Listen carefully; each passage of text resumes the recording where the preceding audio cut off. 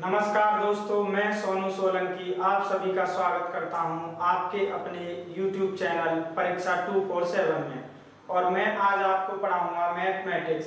Mathematics में भी दो पोर्शन है हमारे, अर्थमेटिक और एडवांस में। मैं आज आपको अर्थमेटिक में परसेंटेज पढ़ाऊंगा। परसेंटेज को स्टार्ट करते हुए हम समझते हैं परसेंटेज का क्या मतलब है। जैसे यहाँ पे लिखा हुआ है, किसी भी प्रतिशत को भिन्न में बदलने के लिए 100 से भाग करते हैं। किसी भी प्रतिशत को भिन्न में बदलने के लिए 100 से भाग करते हैं। कोई भी परसेंटेज वैल्यू है, जैसे 20% है, 20% को हम भिन्न में बदलेंगे तो 100 से भाग करेंगे, 20/100।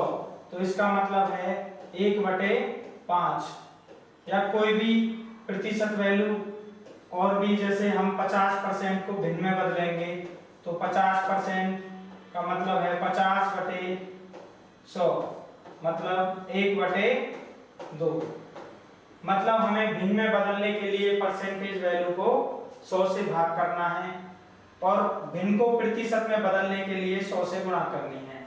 जैसे 1/5 का मतलब 20% होता है, तो वो होता कैसे है, 100 की गुणा की तो हमारा ये आ गया 20%।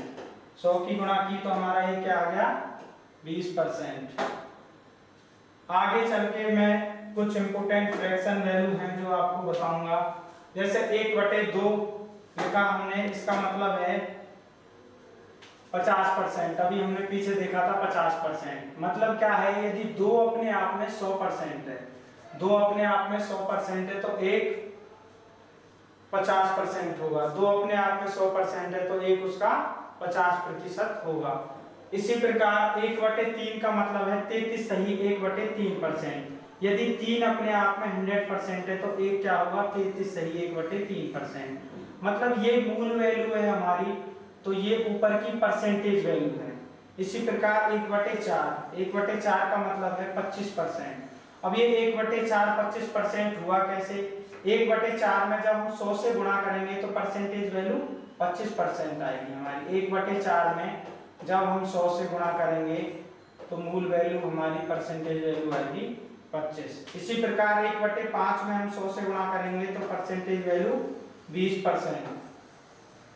इसी प्रकार हम 1/6 में 100 से मल्टीप्लाई करेंगे तो परसेंटेज वैल्यू 16 सही 2/3%। इसका मतलब ये है कि यदि 6 अपने आप में 100% है तो एक क्या है, 16 सही 2/3%। यदि 7 अपने आप में 100% है तो एक क्या होगा, 14 सही 2/7%। यदि 8 अपने आप में 100% है तो एक क्या होगा, 12.5%। इसका मतलब ये है कि यदि ये मूल वैल्यू मानी जाए हर कंडीशन में, हर वाली, तो ऊपर की हमारी प्रतिशत वैल्यू होगी, ऊपर की हमारी प्रतिशत वैल्यू होगी। इसी प्रकार 1/9 में 100 से मल्टीप्लाई करेंगे तो 11 सही 1/9%। इसी प्रकार 1/10 में यदि हम 10 से मल्टीप्लाई करेंगे तो 10%। इसी प्रकार हम आगे बढ़ेंगे 1/11 में यदि 100 से मल्टीप्लाई करेंगे तो 9 सही 1/11%। मतलब 100 से गुणा करने पर हमें प्रतिशत मान प्राप्त होगा। इसी प्रकार 1/12 में यदि हम 100 से गुणा करेंगे तो 8 सही 1/3%। इसी प्रकार 1/13 में यदि हम 100 से गुणा करेंगे तो 7 सही 9/13%। 1/14 में यदि हम 100 से गुणा करेंगे तो 7 सही 1/7%। अब कुछ विद्यार्थी ये सोच रहे होंगे कि ये आ कैसे रहा। जैसे हम 1/15 में 100 से गुणा करेंगे तो 1/15 में यदि हम 100 से गुणा करेंगे तो इसका मतलब क्या है, 15 छिक्की 90 और फिर हमारे 10 बचे 10/15। 10/15 को मैं 2/3 लिख सकता हूँ तो 6 सही 2/3%। इसी प्रकार आगे कुछ फ्रैक्शन है 1/16। 1/16 का मतलब है 6 सही 1/4%। 1/16 का मतलब है 6 सही 1/4%। मतलब 1/16 में यदि मैं 100 से गुणा करूंगा तो 6 सही 1/4%। इसी प्रकार 1/20, 1/20 में यदि मैं 100 से गुणा करूंगा तो 5%। और यदि 1/25 में मैं 100 से गुणा करूंगा तो 4%। इसी प्रकार मैं 1/50 में 100 से गुणा करूंगा तो 2%। इसी प्रकार मैं यदि 1 लिखूं, 1 में यदि 100 से गुणा करूंगा तो इसका मतलब है 100%। इसी प्रकार 2 का मतलब क्या होगा 200%, 3 का मतलब होगा 300%, 4 का मतलब होगा 400%, 5 का मतलब होगा 500%। यदि हमें कोई भी फ्रैक्शन वैल्यू पता है तो हम परसेंटेज वैल्यू ज्ञात कर सकते हैं, और परसेंटेज वैल्यू पता है तो हम फ्रैक्शन वैल्यू ज्ञात कर सकते हैं। इन्हीं की मदद से 2 की वैल्यू 200%, 3 की वैल्यू 300, 4 की वैल्यू 400। अब जैसे मैंने 2/3 लिख दिया यहाँ पे, 2/3 का मतलब है 66 सही 2/3%। अब ये प्राप्त कैसे हुआ? अभी दोस्तों हमने पीछे देखा था 1/3 बराबर होता है 33 सही 1/3%। अब मैं आपको बताऊं, यदि मैं इधर 2 से गुणा करूंगा तो इधर भी 2 से गुणा करूंगा, तो ये हो गया 2/3, और इधर गुणा करेंगे जब हम 33 दूनी 66, और इसमें मल्टीप्लाई करेंगे तो 2/3, 1 में 2। लेकिन 1 में 2 की कर क्यों रहे? क्योंकि किसी भी संख्या को यदि मैं ऐसे लिखूं 2 सही 1/2, इसका मतलब क्या है 2 दूनी 4 और 1 5/2। इसे मैं ऐसे भी लिख सकता हूं 2 + 1/2, इसका मतलब भी तो यही है 2 दूनी 4 और 1 5/2। इसका मतलब ये है कोई भी सही बटे में लिखी हुई संख्या में प्लस करके लिख सकता हूं। जैसे अभी मैंने 33 सही 1/3 में 2 से गुणा किया, तो मैं 33 सही 1/3 को मैं क्या लिख सकता हूं 33 + 1/3, 33 + 1/3। और जब मैं इसमें 2 से गुणा करूंगा तो 33 में अलग 2 से गुणा करूंगा तो 66, और इसमें अलग करूंगा तो 2/3। तो 66 + 2/3 को लिख सकता हूं मैं 66 सही 2/3। अभी मैंने बताया था प्लस वाली संख्या को हम सही बटे में लिख सकते हैं, और सही बटे वाले की को हम प्लस में लिख सकते हैं। इसी प्रकार दोस्तों 1/5 से हमें क्या पता चला था 20%। तो दोनों तरफ यदि 2 से गुणा करोगे 1/5 में तो क्या आएगा, इधर तो आ जाएगा 2/5, और इधर क्या आ जाएगा 20 में 2 की मल्टीप्लाई करेंगे तो 40%। इसी प्रकार 20% का मतलब 1/5 है, दोनों तरफ 3 से गुणा करेंगे तो 60%, और दोनों तरफ हम 4 से गुणा कर दें तो 80%। अब इसका मतलब क्या है, ये यूज कहां पे करने हैं हमें?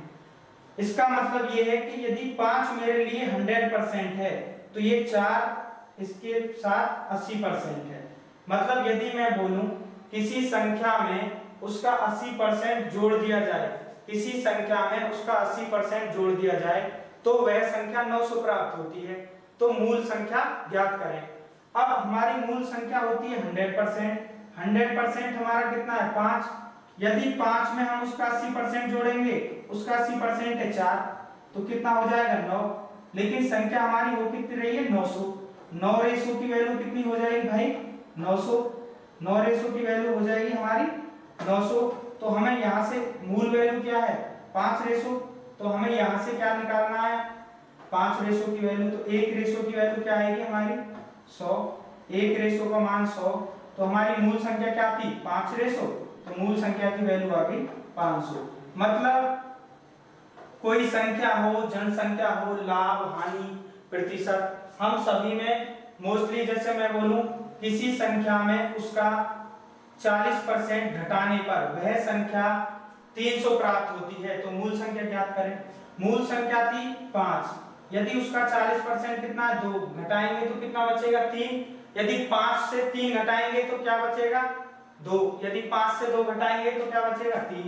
यदि 5 से 2 घटाऊंगा तो 3, और 3 रेशो की वैल्यू 300, तो 1 रेशो की वैल्यू 100, 5 रेशो की वैल्यू हो जाएगी 500। इसी प्रकार आगे चलते हैं हम। कुछ फ्रैक्शन है जैसे 5/6। 5/6 कैसे प्राप्त हुआ हमें? जैसे अभी हमने पीछे पढ़ा था 1/6 बराबर क्या होता है 16 सही 2/3%। अब 16 सही 2/3% पढ़ा था, और ये 16 सही 2/3% कैसे आया 1/6 में यदि हमने 100 से मल्टीप्लाई की तो ये 16 छक्की 96, और ये बचे हमारे 4/6। 4/6 को मैं 2/3 में लिख सकता हूँ, तो ये हमारी 16 सही 2/3% आएगी। इसी प्रकार जब 1/6 का मान 16 सही 2/3 है, तो जब मैं इसमें दोनों तरफ 5 से गुणा करूंगा, दोनों तरफ 5 से गुणा करूंगा तो 1/6 गुणा 5 बराबर 16 सही 2/3% गुणा 5। अब यहाँ पे जब मैंने अभी पीछे सिखाया था 33 सही 1/3% को हम ऐसे भी लिख सकते हैं 33 + 1/3। तो इसे भी ऐसे लिख सकते हैं 16 + 2/3 जब मैं इसमें 5 की गुणा करूंगा तो ये 16 पंजे 80 और ये 10/3 और 10/3 को क्या लिख सकता हूं दोस्तों 3 सही 1/3। अभी हमने पीछे क्या पढ़ा था 16 पंजे 80 80 और 3 83 सही 1/3%। इसी प्रकार हमने अभी पढ़ा था 1/7 बराबर 14 सही 2/7%। 14 सही 2/7%।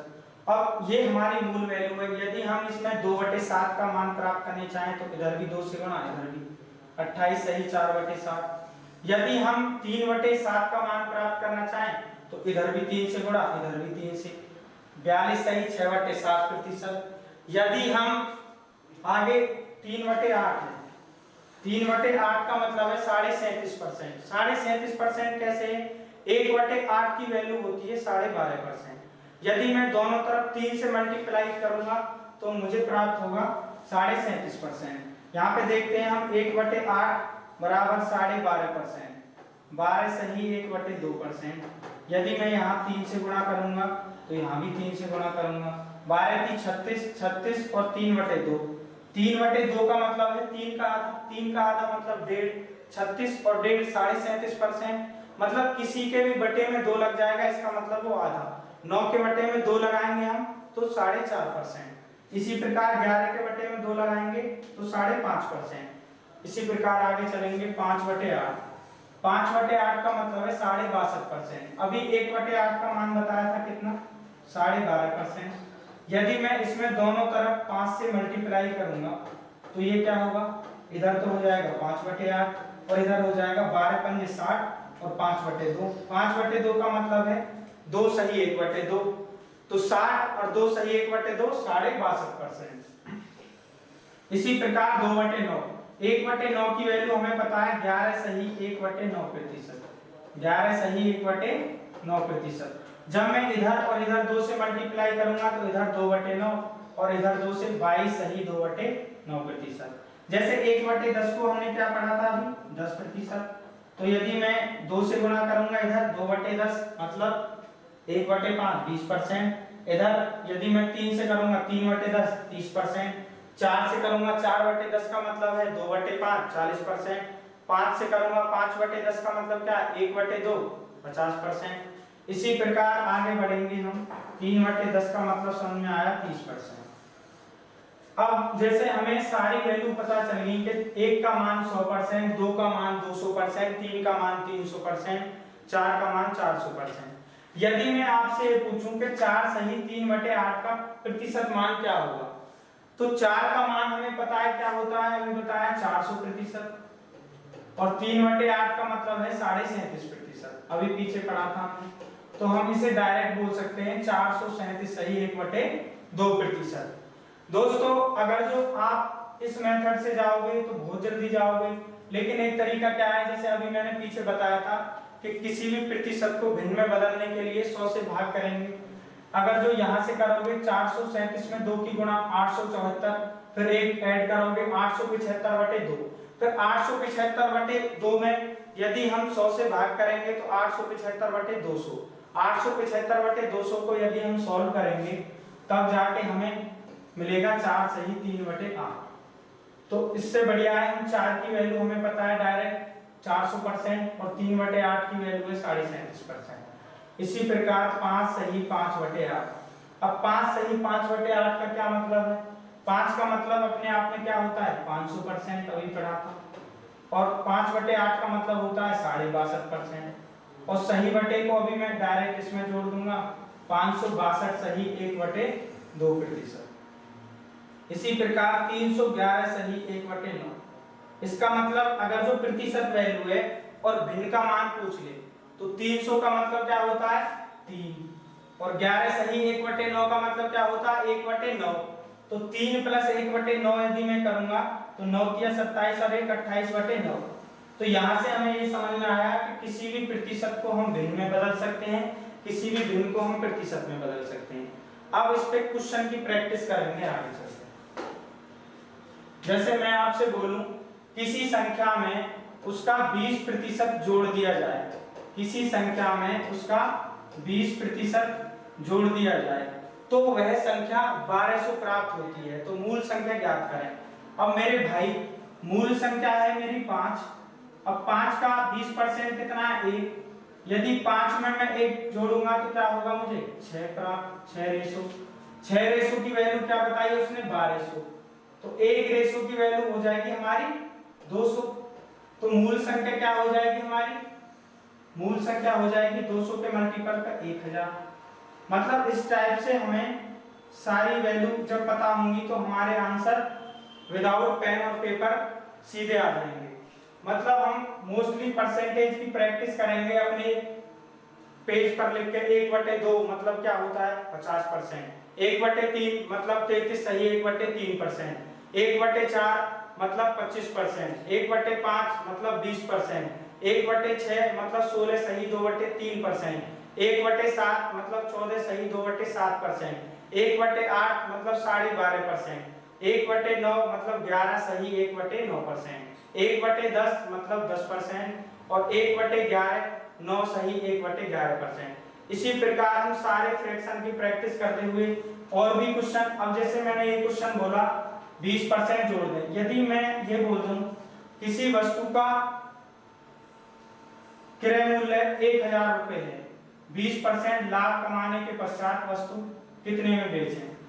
अगर जो ये क्रय मूल्य की बात है तो क्रय मूल्य अपने आप में 100% होता है। 100% से यदि हम कोई वैल्यू ऊपर जो बेचेंगे तो वो क्या है प्रतिशत वैल्यू, जैसे 20% ऊपर तो 120% है।